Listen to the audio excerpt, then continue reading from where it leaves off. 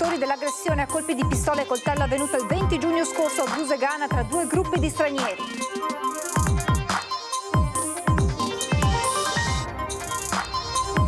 Chiuso per paura, il cartello che affissa alle sue vetrine la commerciante Margherita Parolin è diventato un simbolo. Il caso approda in Parlamento. Nozze Bezos Sanchez, la coppia atterrata al Lido, il soggiorno alla Manica dal Grande, le nozze fissate per venerdì, città con misure di sicurezza straordinarie, spiega il prefetto Pellos. Terzo mandato, domani il voto dell'emendamento, si decide in tempi brevi ai cittadini interessa alto, sbotta Mario Conte, per Frediotosi ospite a Ring, il candidato presidente sarà di Fratelli d'Italia. Bocciato dalla Commissione via il progetto dell'inceneritore Eni a Marghera nel Mirino, la poca chiarezza sui FAS, esultano i comitati contro nel nuovo blitz di oggi, politica unanime. Scontro tra un autobus della MOM e un camion carico di sabbia, bilancio di 3 feriti, non in modo grave, ma solo per miracolo, non ci sono state conseguenze più gravi, è accaduto a Resana. In arrivo l'ennesima ondata di maltempo, previsti per domani sera violenti temporali in Veneto con forti raffiche di vento e locali grandinate, allerta gialla in tutta la regione. Nuove tecnologie per salvare la fauna selvatica durante lo sfalcio dei prati in montagna. Delle termocamere consentiranno di individuare nelle erbe i piccoli di lepre e capriolo. Buonasera e ben ritrovati con l'edizione regionale dei nostri telegiornali. In primo piano la cronaca, perché la polizia di Padova ha fermato i due presunti autori dell'aggressione a colpi di pistola e coltello che è avvenuta lo scorso 20 giugno a Brusegana, protagonisti due gruppi di stranieri.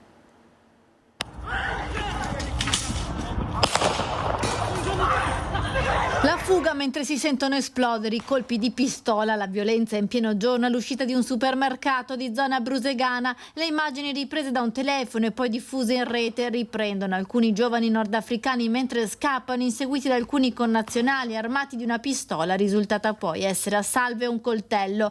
È successo venerdì mattina. I residenti hanno allertato la polizia. Sul posto la squadra mobile e le volanti che grazie alle telecamere di sorveglianza, recuperando le cartucce calibro 8 esplose, sono risaliti agli autori che sono stati denunciati e trasferiti in un centro per il rimpatrio per essere allontanati dall'Italia. È sicuramente un episodio molto grave quello che è accaduto venerdì scorso in pieno giorno in città all'uscita di un supermercato, un episodio che ha creato allarme dove addirittura ci sono stati, appunto abbiamo individuato due cittadini tunisini, uno irregolare e l'altro richiedente asilo, uno armato di coltello e l'altro addirittura esploso dei colpi di pistola, dove il movente, l'origine è stata quella appunto di rivendicare il controllo per quanto concerne lo spaccio di stupefacenti, una risposta immediata che andava data alla cittadinanza anche per ribadire che zone franche non esistono a Padova. Si tratta di due tunisini di 22 e 32 anni, entrambi con precedenti per droga.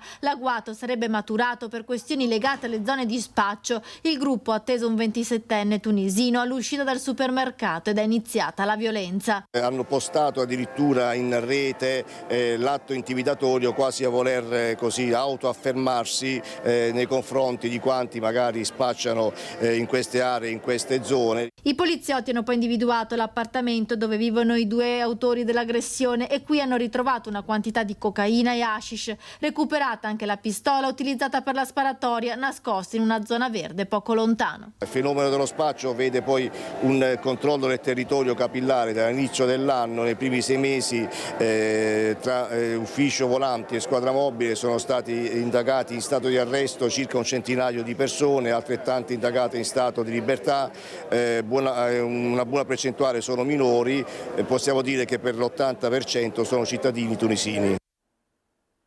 Chiuso per paura il cartello che ha affisso alle sue vetrine, la commerciante di Vicenza Margherita Parolin è diventato un simbolo, se ne parla in tutta Italia. Per me, per tutti i commercianti e per tutti i cittadini. Chiuso per paura, vetrine spente per lei e per tutti i cittadini. Sa di essere diventata un simbolo Margherita Parolin, la commerciante che ha deciso di chiudere il suo negozio da quando il suo aggressore, uno sbandato straniero irregolare espedito al centro di permanenza per i rimpatri di Gradisca di Sonzo, è tornato a gironzolare per il centro storico di Vicenza. Questo perché, presumibilmente, avrebbe un certificato medico da cui risulterebbe che soffre di problemi di salute che rendono impossibile la sua espulsione espulsione dal territorio nazionale, come sancito da una sentenza della Cassazione. In ogni caso, lui è tornato. Sì, anche questa mattina ero qui a porte chiuse e il personaggio è passato qui davanti. Margherita Parolin è angosciata nel vedere che il suo aggressore continua a passare davanti al suo negozio. Così, quando lui è tornato a Vicenza, lei ha chiuso il negozio e se n'è andata. Lo ha fatto per paura, sì, certo, ma anche per protesta. Voglio tenere chiuso per attenzionare al massimo il mio problema, ma che non è solo mio, ma è un problema di tanti piccoli commercianti, magari anche di tante donne commercianti sole, e comunque è un problema per tutta l'Italia. E così oggi la paura di Margherita Parolin è diventata un simbolo e il suo negozio chiuso un emblema per tanti commercianti e cittadini che si sentono schiacciati dalla malavita e dal degrado, troppo spesso collegati a un'immigrazione fuori controllo. Ho dato voce forse a tante persone che avrebbero voluto dire quello che sto dicendo io oggi, cioè l'immigrazione oggi è allo sbando, abbiamo troppi immigrati fuori controllo, abbiamo bisogno di leggi serie e sicure, per questo io mi voglio battere per una legge che vorrei chiamare fuori subito. Se sei una persona che delinque, che fa questi atti vandalici, che violenta, che spaccia e che va in giro col macete e col coltello, te ne vai fuori subito. Ecco, io voglio vincere questa battaglia. Saranno misure di sicurezza straordinarie, quelle in vista del matrimonio tra Jeff Bezos e Sanchez, lo dice il prefetto di Venezia, Darko Pellos. Qualsiasi cosa avvenga a Venezia ha un riverbero a livello internazionale elevatissimo, per cui non possiamo che mantenere un'attenzione straordinaria. Così il prefetto Darko Pellos sulle misure di sicurezza straordinarie, dice, adottate in città per il matrimonio più chiacchierato del 2025 a Venezia, quello del sì tra Jeff Bezos e Lauren Sanchez, con i 250 ospiti tra feste, eventi, party e lusso sfrenato nelle 5 giornate di festeggiamenti previsti fino a domenica 29 giugno. Si tratta di una Venezia serena e sicura. Serenità e sicurezza vuol dire sì, mantenere elevato il livello di attenzione da parte di tutte le forze di polizia, soprattutto in relazione al contesto internazionale, alcune manifestazioni di dissenso legittime che si svolgeranno e sulle quali verranno concentrate le forze dell'ordine. E se il sindaco Luigi Brugnaro spegne e smorza ogni polemica anche riguardo all'informativa chiesta al ministro dell'Interno Matteo Piantedosi, da Alleanza Verdi e Sinistra e Movimento 5 Stelle, sul perché la città di Venezia diventi di fatto praticamente off limits per gli stessi residenti, viste le misure di sicurezza previste, lui, il sindaco, pensa di andare a salutare il miliardario Bezos al suo arrivo con la sua, si fa per dire, barca da 30 metri di lunghezza e che può ospitare fino a 20 persone. Il perché è presto detto. E lei è stata invitata alle nozze? È stata invitata alle nozze naturalmente, sindaco? Ciao tesoro. Ciao. Vado. Ciao ragazzi. No, non ho chiesto di essere invitato io. Terzo mandato, siamo alla politica, manovra in extremis al Senato da parte della Lega, ma i primi a non crederci sembrano i colonnelli leghisti in Veneto. Io credo che sia davvero arrivato il momento di dire basta a queste trattative. Se si voleva fare il quarto mandato, i tempi c'erano, si arriva all'ultimo momento con grande indecisione. Ringrazio la Lega per aver portato avanti fino all'ultimo questa battaglia. Oggi venga messa la parola definitiva, dopodiché bisogna cominciare a parlare di territorio e di visione, perché è quello che ci chiedono i cittadini. Ringrazio i senatori leghisti che hanno riproposto l'emendamento sul terzo mandato, Mario Conte, ma è un grazie che sembra più di forma che di sostanza. L'impressione è che nemmeno gli stessi colonnelli leghisti ci credano più al terzo mandato e quindi alla possibilità di uno Zaia Quater. Si decida e si chiuda quindi. Non ha senso la poca chiarezza, quindi spero che una volta per tutte questo emendamento venga presentato e venga votato e poi insomma si eviti di ritirare fuori la questione se non c'è la volontà politica. Se invece c'è, auspichiamo come tutti che si vada presto a conclusione. Per Flavio Tosi la mossa leghista a Roma in Commissione Affari Costituzionali è pura tattica. Secondo il coordinatore veneto di Forza Italia, quella sul terzo mandato resta, testuali parole, una manfrina. Secondo me la Lega vuole semplicemente dimostrare coi fatti che loro hanno provato a portare a casa questo risultato, ma il resto del Parlamento ha bocciato la proposta. Una perdita di tempo, fa intendere Tosi, ospite di Ferdinando Varino a Ring, anche perché il candidato presidente del centrodestra sarà meloniano. Questione matematica, Tosi dixit. Oggi il primissimo partito in Veneto è Fratelli d'Italia, e per il Fratelli d'Italia il Veneto è la miglior regione, cioè alle europee il miglior risultato in assoluto l'hanno fatto in Veneto. Quindi se uno deve scommettere, e io lo dico da mesi, se uno deve scommettere, scommette che il governatore del Veneto prossimo sia di Fratelli d'Italia. Perché o Fratelli d'Italia esprime, quello che si diceva prima, o Fratelli d'Italia esprime il Veneto, o Fratelli d'Italia giustamente non ne pretenderà, gli verrà la Lombardia. Una partita a scacchi dalla quale sembra sfilarsi definitivamente il sindaco di Treviso e presidente ANCI, che conferma di non aver nemmeno compilato il modulo di autocandidatura inviato dalla Lega agli iscritti. Io sono sindaco di Treviso, ho un impegno importante con la mia comunità e il mio obiettivo è quello di rispettare gli impegni che mi sono preso con i miei cittadini. Detto questo, poi sono a disposizione del partito. Nemmeno come consigliere? No, io guardate, ho davvero tanto da fare. Bocciato dalla Commissione regionale via il progetto dell'inceneritore Eni a Marghera. Nel mirino della Commissione la poca chiarezza sui PFAS. Oggi è una giornata storica. Stop al progetto dell'inceneritore di smaltimento fanghi di Eni Rewind a Marghera. A esprimere parere negativo la Commissione regionale con il Comitato Tecnico di Valutazione di Impatto Ambientale, decisione che di fatto interrompe e boccia senza se e senza ma l'iter delle autorizzazioni che fino ad oggi erano in corso. Il Comitato Tecnico ha ritenuto che non siano state acclarate tutte le garanzie dell'impatto ambientale e sanitario del progetto proposto da Eni. Tra i principali aspetti considerati non chiariti, la combustione dei FAS a temperature ritenute insufficienti per una completa degradazione delle molecole inquinanti. La decisione, per l'assessore allo sviluppo economico Roberto Marcato, rappresenta un segnale chiaro. La tutela della salute pubblica è prioritaria, specie in territori già gravati da decenni di inquinamento come quello di Porto Marghera, dice, dando così ragione di fatto agli attivisti dei comitati che da tempo si mobilitano anche a suon di diffide contro l'inceneritore Eni. Se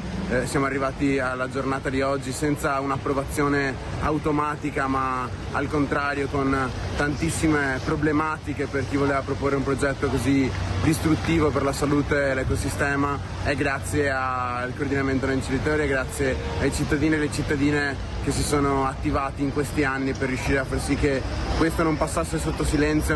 Attivisti che si sono mobilitati anche in mattinata, vista la convocazione del citato Comitato Tecnico Regionale, organizzando prima il presidio a Santomà nei pressi di Palazzo Balbi a Venezia, poi il blitz lungo il Ponte degli Scalzi con tanto di striscione e bandiere gialle con le scritte "Veleni, no inceneritore".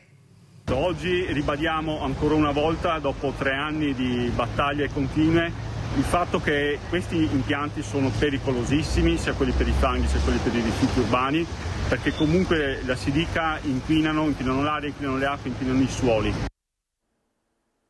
Scontro tra un autobus della MOM e un camion carico di sabbia aresana tra i feriti. È di 3 feriti il bilancio del grave incidente accaduto intorno alle 13:30 a Resana, ma guardando le condizioni dei mezzi coinvolti l'epilogo poteva essere ben più drammatico. Il tutto è successo all'altezza della rotatoria conosciuta in paese come Rotonda Bianchi. Da quanto ricostruito dalla polizia locale, l'autobus della linea 208 proveniente da Castelfranco e diretto a Padova sarebbe stato fermo allo stop quando, per cause ancora da accertare, si è scontrato contro un camion che trasportava sabbia di una ditta che si occupa di pavimentazione. L'impatto è stato violentissimo, il mezzo pesante nell'urto si è capovolto finendo contro il bus e sfondando il parabrezza. Il carico del camion si è riversato sulla strada. Immediato l'arrivo dei vigili del fuoco e dei sanitari del SUEM che hanno soccorso l'autista dell'autocarro e il collega che viaggiava al suo fianco, rimasti entrambi feriti e trasportati all'ospedale di Montebelluna e Castelfranco. Le loro condizioni non sarebbero gravi. Lesioni lievi anche per il conducente dell'autobus, un 40enne di Resana, portato in pronto soccorso. Tutti illesi, fortunatamente i 3 passeggeri che si trovavano in quel momento a bordo del mezzo di linea. Inevitabili e pesanti le ripercussioni al traffico, con la strada rimasta chiusa per qualche ora per permettere la messa in sicurezza dei veicoli e la rimozione della sabbia dalle carreggiate. Polizia locale ora al lavoro per ricostruire l'esatta dinamica del sinistro. Nuova allerta meteo gialla in Veneto dalle 14 di domani alle 6 di venerdì per temporali. Il meteo regionale prevede infatti instabilità in aumento a partire dalle zone montane. In successiva estensione ad alcune zone della pianura saranno probabili forti rovesci con raffiche di vento e grandinate. In considerazione di queste previsioni, il Centro Funzionale Decentrato della Protezione Civile del Veneto ha emesso un avviso di criticità idrogeologica su tutto il territorio regionale. Tanti cuori per Cancia, a 10 giorni dall'evento calamitoso. La Proloco di Borca di Cadore lancia la raccolta fondi per gli abitanti colpiti dalla frana.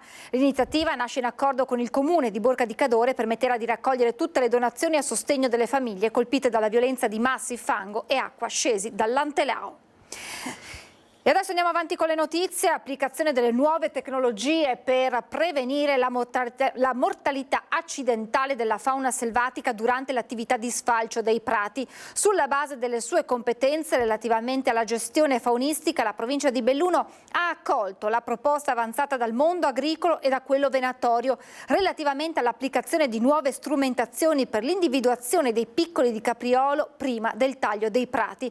La Polizia Provinciale infatti sta già svolgendo prove sperimentali di sorvolo con droni muniti di termocamere, in grado cioè di visualizzare quali corpi caldi piccoli di capriolo o anche altre specie come le lepri su superfici prative della Valbelluna. Prima dell'attività di sfalcio, individuando i nuovi nati, segnalandoli mediante palline con nastro ad alta visibilità all'agricoltore prima dello sfalcio. Grande attesa a Jesolo per la 27esima edizione dello Jesolo Air Show dal prossimo venerdì 27 giugno fino a domenica 28, con la pattuglia acrobatica nazionale che si esibirà sabato 28 giugno a partire dalle 14:40 e fino alle 18 con le frecce tricolori che torneranno così a tingersi verde, bianco e rosso i cieli del litorale veneziano lungo la spiaggia di Piazza Brescia. Prevista per la prima volta la partecipazione della Marina Militare, sempre sabato si potranno esplorare da vicino e salire a bordo degli AMX del 51esimo stormo di Strana, nonché provare l'emozione di pilotare un aereo grazie al simulatore di volo ludico. Venerdì giornata di prove con le esibizioni che inizieranno alle 14 e si concluderanno alle 18. E con queste bellissime immagini chiudiamo questa edizione del nostro telegiornale. Adesso vi lascio alla sigla e le previsioni del tempo. Grazie per essere stati con noi, buona serata.